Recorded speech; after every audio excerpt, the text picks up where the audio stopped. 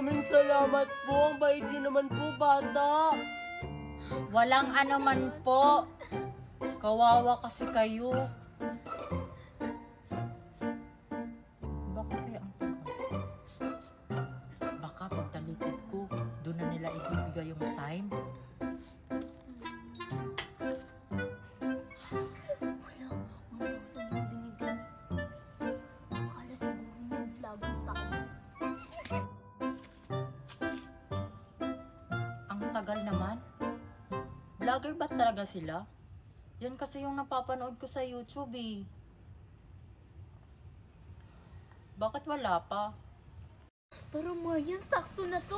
Bumili na tayo ng Jollibee! Hala, nadali ako. Hindi pala mga vlogger yun. Sayang yung 1K ko. Sana barya na lang yung binigay ko sa kanila.